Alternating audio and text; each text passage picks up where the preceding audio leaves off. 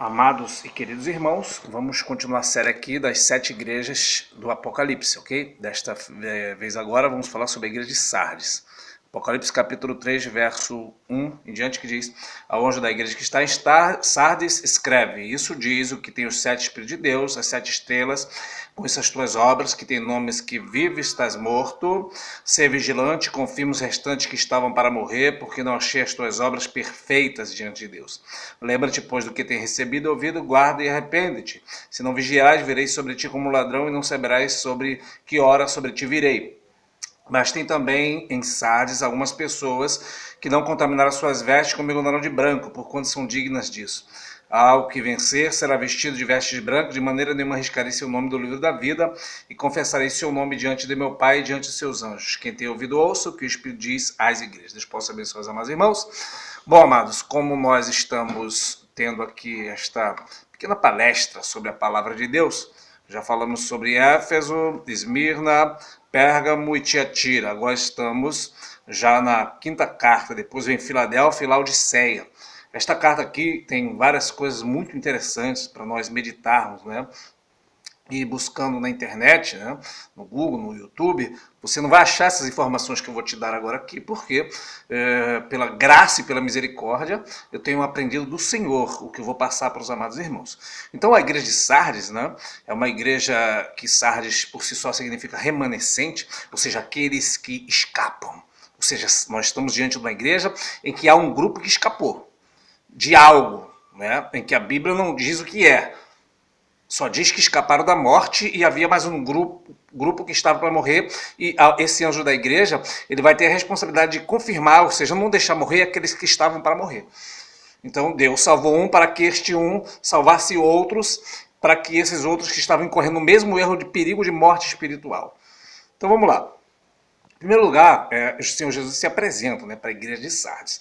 Como eu já falei em todos os outros vídeos, nós não cremos que as 7 cartas, as 7 igrejas da Ásia, são tempos, né? Existe essa linha escatológica e teológica dizendo que as cartas são 7 eras da igreja. Eu descarto isso aí. Eu creio que as 7 cartas são para o tempo que as igrejas existiram, né? De fato, de verdade, as igrejas existiram, né? E são também para o tempo posterior da igreja, e é para o tempo presente, e é para enquanto tiver igreja na terra. Ok? Nos outros vídeos já expliquei o porquê e não vou repetir aqui. Quem quiser, veja os outros vídeos. Então a igreja de Sardes são os remanescentes, aqueles que escapam. Então o Senhor Jesus se apresenta para aquele anjo de igreja. Não é? É importante dizer que o Senhor Jesus diz para ele: isso diz o que tem os 7 Espíritos de Deus e as 7 estrelas. Jesus vai falar a mesma coisa que ele falou para a igreja de Éfeso, né? Que ele tinha as 7 estrelas à sua mão direita, à sua destra. Porque, apesar de tudo, ele é anjo de igreja e ele está, deixa eu trocar de mão aqui, e ele está nas mãos do Senhor Jesus, ok? Porque, se você ler o Apocalipse capítulo 1, quando Jesus aparece para João, ele vai mostrar Jesus no meio dos 7 castiçais e tinha na sua mão direita 7 estrelas. E ele vai falar: os 7 castiçais são as 7 igrejas e as 7 estrelas são 7 anjos, ou seja, esses anjos, tanto de Sardes como o de Éfeso, mesmo em situações muito difíceis, correndo o risco de Éfeso perder o seu castiçal, ou seja, perder a sua igreja, né? O Senhor poderia vir sobre ele repentinamente, ou seja, o Senhor podia levá-lo repentinamente. Ele vai acontecer a mesma coisa com o crente de Sardes. Por quê? Porque está morto espiritual, mas ainda assim está nas mãos do Senhor. Nós vemos nisso tudo também a misericórdia de Deus. Não é? Mesmo com a pessoa, porque esse anjo aqui é uma liderança espiritual, esse anjo aqui é o mensageiro, é o líder da igreja. Ele está nas mãos do Senhor. Aprove a Deus fazer assim. Então louvado seja Deus, ele está na mão do Senhor. Então quem é o homem para querer fazer algo contra o anjo da igreja, mesmo que sendo de Sardes, né? Então ele está na mão do Senhor. Louvado seja Deus, o Senhor tem na mão as 7 estrelas. E o Senhor vai dizer para ele: conheça as tuas obras, que tem nomes que vive e que estás morto. O interessante aqui é que Jesus ele não julga as pessoas, né, conforme nós julgamos. Ele não julga as obras também conforme nós julgamos. Como assim? Você pode ver às vezes um grande homem na terra, tem um grande nome, tá? Mas ele pode estar morto espiritual. Ele pode ser grande diante dos homens, mas diante de Deus ele pode ser outra coisa. Você pode ser pequeno na presença de Deus, mas diante de Deus você pode ser grande. Veja João Batista na sua época. Os grandes estavam nos passos reais, vestidos esplendidamente, não é? Eram os sacerdotes, os sumos sacerdotes, mexiam com a religião judaica, e o profeta, que era João Batista, estava com uma cana agitada pelo vento, ou seja, um homem magro de cabelo grande, não é? Vestido com pelos de camelo, se alimentando de mel silvestre e gafanhoto, ou seja, passando prova. Enquanto os ricos comiam de forma esplêndida, aleluia, mas não tinham nada de Deus, só tinha o nome. Então, o crente de Sardes, ele adquiriu de alguma forma uma fama, né, muito grande. Então ele tinha um nome que vive, mas, porém, estava morto espiritualmente. E o Senhor Jesus, ele diz que ele passeia nas 7 igrejas, ou seja, ele passeia em toda a igreja, ele sonda os corações, ele conhece as obras não conforme nós vemos, mas conforme ele vê. E ele viu que esta igreja, embora agora tenha a santidade, não é? Aquele anjo, ele chegou nessa situação. E eu falei na carta anterior, na carta de Tiatira, que tem alguma coisa a ver com Tiatira e a igreja de Sardes. Por quê? Porque você vai ver em Tiatira acontecendo um fenômeno, né, em que Jesus vai dizer que aos filhos de Jezabel ele é ferido de morte. Quem sabe o anjo da igreja que está em Sardes chegou a essa condição, né? Chegou a esta condição espiritual devido a ele ser, né, ter passado por essa, digamos assim, por essa falsa doutrina de ser filho de Jezabel. Filho, nesse caso aí, é filho de uma falsa doutrina e por isso teve, digamos assim, um cristianismo híbrido, misturado, não perfeito. E por isso Jesus vai falar, eu não achei as tuas obras perfeitas diante de Deus. A palavra perfeita aqui no grego é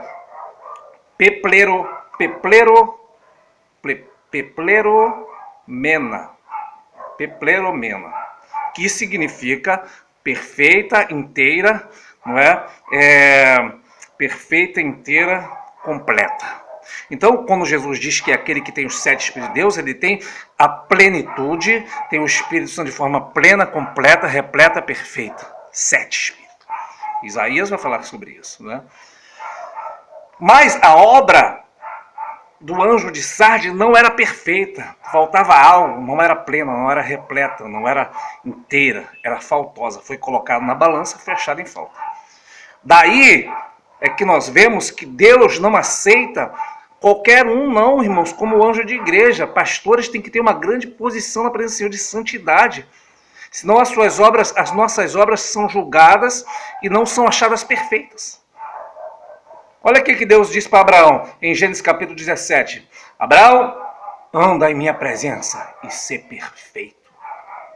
Porque quando Abraão sai da sua terra, da sua parentela, o povo lá, eles eram politeístas, eles adoravam vários deuses, e agora Abraão vai ser pai de uma nação. Então ele tem que servir a Deus de todo o coração, tem que ser perfeito.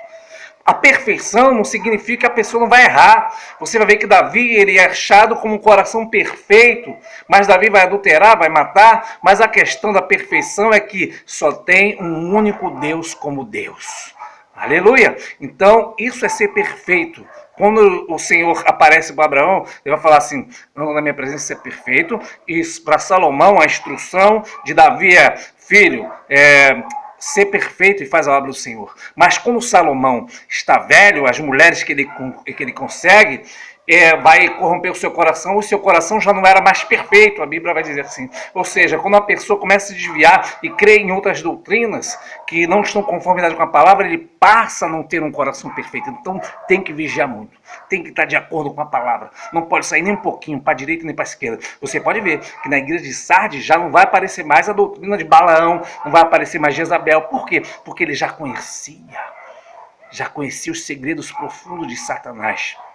E aí ele vai falar assim para ele, lembra do que tem recebido e ouvido e guarda, ou seja, você aprendeu muitas coisas, você entendeu muitas coisas, agora guarda esses segredos e confirma os restantes que estavam para morrer, que morte é essa? Morte espiritual se estiver em falsas doutrinas. Então o crente em Sardes, e você vai ver mais na frente, que havia uma santidade muito grande em Sardes, porque o Senhor Jesus vai dizer, tem, porém, em Sardes algumas pessoas que andarão comigo de branco, porque são dignas disso. Ou seja, se são dignas de andar de branco, é porque eles estavam em santidade. E andar de branco, a Bíblia vai dizer em Apocalipse 18, que é a vestidura branco, linho fino, puro e branco, são a justiça dos santos. Ou seja, não é para qualquer um, é para crente que anda em santidade. Então, na igreja de Sardes, ela havia santidade, havia um grupo que andaria com o Senhor Jesus de branco. Então, não sei quantos estão acompanhando o raciocínio, mas as obras do crente de Sardes não era perfeita, não era plena, não era completa, não era inteira. Jesus vai falar também sobre isso em Mateus, capítulo 5, verso 48, né? Mas ele começa o capítulo 5 todo, na verdade, né? Que ele vai falar sobre não julgar, sobre nós devemos amar o nosso inimigo, nós devemos fazer bem aquele que nos fazem mal, bem dizer que nos maldizem. Aí no final ele vai concluir, para que vocês sejam filhos de Deus, né? Para que sejam perfeitos. Aí ele vai falar, sede perfeitos como é perfeito o vosso Pai. E é tremendo isso, ou seja, um cristão ele não pode ser meio cristão, mais ou menos. Eu sou crente, mas é o seguinte, bateu, levou, e falou mal, vou falar mal também, não gostei. Sede perfeitos. Então é de Jesus que diz isso.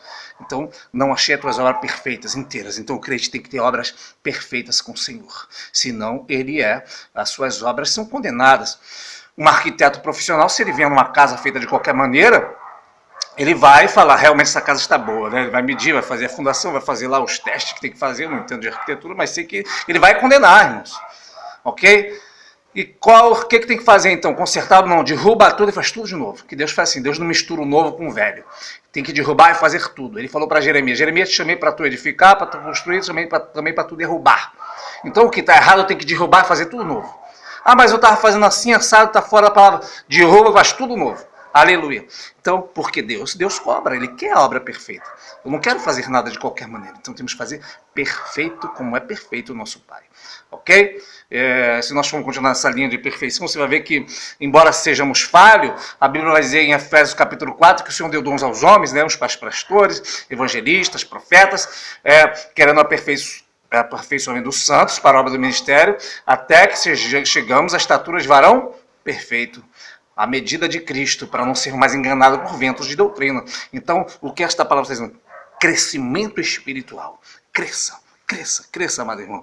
Então, a Bíblia está dizendo aqui, para ele confirmar os que já haviam para morrer, ou seja, aqueles que estavam nas falsas doutrinas. Aí ele vai falar também, lembra daquilo que tem recebido, ouvido, guarda, né? Se não verei por ti como um ladrão, vigia, seja vigilante, ou seja, vigia com tua vida espiritual, porque o adversário, embora você está passando por isso, você ainda é uma vida preciosa para Deus, não é? Você é anjo da igreja, está na mão do Senhor, há chance, há condição de ser salvo ainda, porque o Senhor vai dizer, né, ser vigilante, confirma, eu estou te dando ainda uma responsabilidade. Não é? E quando depois, quando chega no verso 4, ele vai falar, mas tem Sardes também, ou seja, algumas pessoas aí que são dignas, vão andar de branco com o Senhor. Então isso é muito glorioso. E para terminar, ele diz, o que vencer será vestido de veste branca, de maneira nenhuma esclarecer o número da vida, e confessarei o seu nome diante de meu Pai, diante de seus anjos. Então você veja que Jesus, apesar disso tudo, ele vai dizer que o que vencer será vestido de veste branca. No verso anterior ele diz que já tem alguns que andarão comigo de branco, mas tem alguns também que precisam vencer ainda, não é?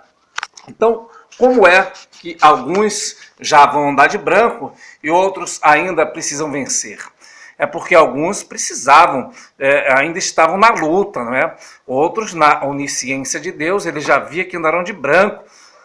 E tem pessoas que vão passar por essas igrejas, membros, e até mesmo nem vão saber do profundo e do que está acontecendo, né? Porque eles não procuraram se aprofundar na palavra, não cresceram na graça e no conhecimento, mas a salvação também não vem pelo conhecimento, ela vem pela fé em Cristo, pelo sangue que Jesus derramou, pela graça. Mas, porém, aqui você vai ver que haveria alguns que teriam que vencer, né? Tem que vencer. Essa situação que você está passando, né, você precisa vencer para você andar de branco. Significa dizer que a situação do anjo de Sardes não era nada boa. Mas se ele vencesse, se ele perseverasse até o fim, ele ia se vestir de branco, porque Deus também é justiça e misericórdia. E também não ia riscar o nome dele do livro da vida, significa que para ter o nome riscado do livro da vida, a alma que peca, a Bíblia diz que o Senhor riscará do seu livro, mas se ele permanecer confessando, Jesus vai citar aqui Mateus capítulo 10, Lucas 12, em que ele vai dizer para os seus discípulos que qualquer que confessar diante dos homens será Deus, Jesus ia confessar diante do Pai e diante dos anjos, né? E qualquer que o negasse seria negado diante do Pai e dos santos anjos. Então, o crente de Sardes, ele tinha que permanecer cumprindo o ID de Jesus, confessando Jesus, não é? Confessando diante dos homens, não poderia negar a sua fé, está passando prova, está passando luta, mas tem que continuar confessando Jesus, tem que continuar pregando Jesus, não pode esmorecer, porque se você negar, o Senhor te negará também. Agora, se você continuar confessando Jesus, o Senhor vai te confessar diante dos anjos. Então aí termina dizendo, quem tem ouvidos ouça, o que o Espírito diz às igrejas. É coisa muito tremenda, irmão. Essas cartas do Apocalipse, o Senhor Jesus fala muito comigo, é coisa tremenda, é coisa sobrenatural, né? E eu queria dizer para os amados irmãos que mesmo, não importa a situação que você esteja passando, ministros da palavra, né? Homens que foram capacitados por Deus, não importa se você está em Éfeso, volte ao primeiro amor, ele tem na sua destra, na outra mão, na verdade. Ele tem a sua destra, na sua mão direita, as 7 estrelas. Você, anjo da igreja, você está na mão do Senhor. Aleluia. Esmirna, seja fiel até a morte, o Senhor vai te dar a coroa da vida. Aleluia. Crente Sardes, continue confessando o Senhor. Aleluia. Pérgamo, ao que vencer, o Senhor vai fazer assentar no seu trono e reger as nações com vara de ferro. E Filadélfia e Laodiceia são as próximas igrejas que vai vir aí, ok? Estamos aqui resumindo as 7 igrejas. Deus possa te abençoar através deste pequeno estudo da palavra do Senhor. Glória a Deus e aleluia. Se der, nós fazemos a segunda parte aqui deste vídeo. Paz do Senhor Jesus a todos.